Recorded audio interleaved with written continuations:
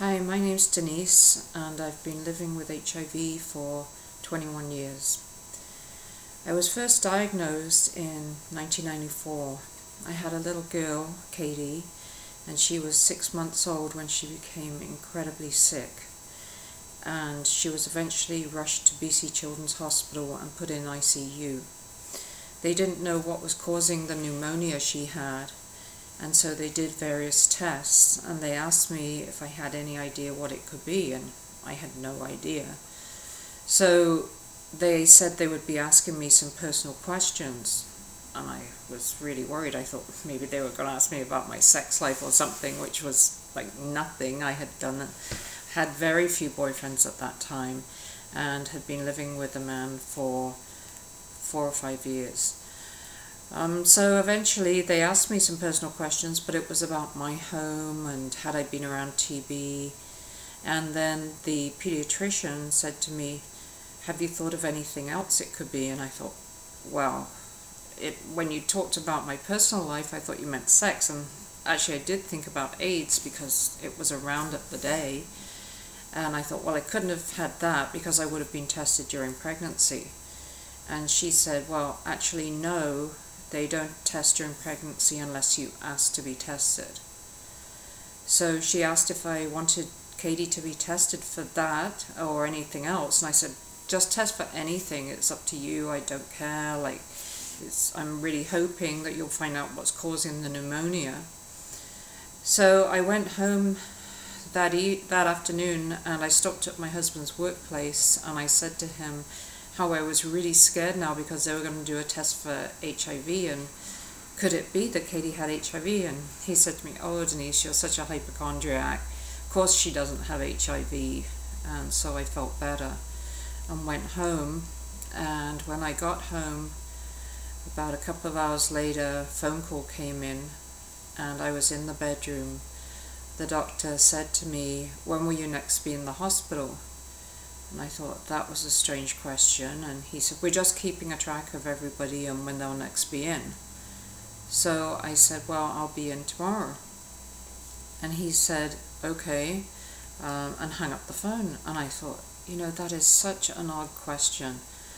So I phoned to the hospital and talked to a pediatrician, and I said, "What's going on? This is Denise Becker, and I have a child in ICU." And he said, "Yes, we know who you are." And I thought, oh, how come they know who I am? Just like that. So they said, "We've had some tests back," and I cannot tell you how awful that news was to me. I just began to shake, my knees began to shake, and I felt so sick. And they said, "Katie has been tested positive for HIV."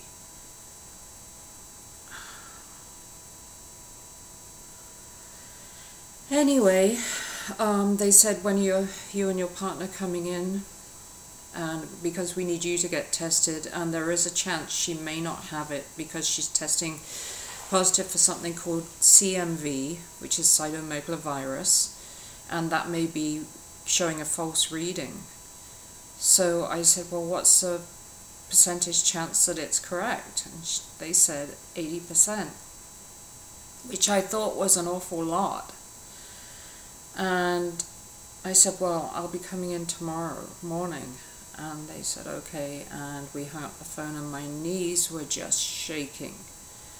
I had to sit down. Felt like I was going to pass out. If you can hear anything, that's my dog. And I heard my husband come in the next room, and I walked into that room, and I said, I just can't believe what I've heard. The doctors just phoned to say that Katie was HIV positive." So he said, "Well, what are we going to do?" And I said, "I didn't know." And that night we decided we were not going to tell anybody, and we were going to just go out and play baseball as usual. Everybody asked how Katie was doing in hospital. Was she better? And we were saying, yes, she's much better now. And each of us was trying to hold back the tears.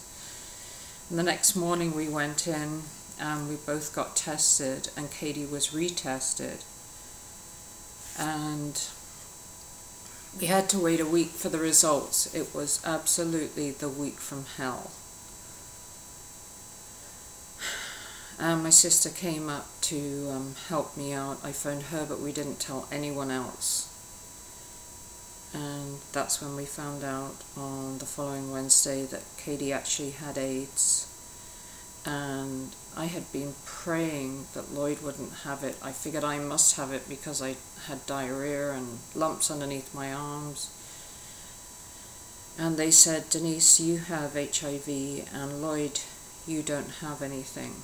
And he had been giving blood, so I thought there was a chance she might not have it because he'd been giving blood.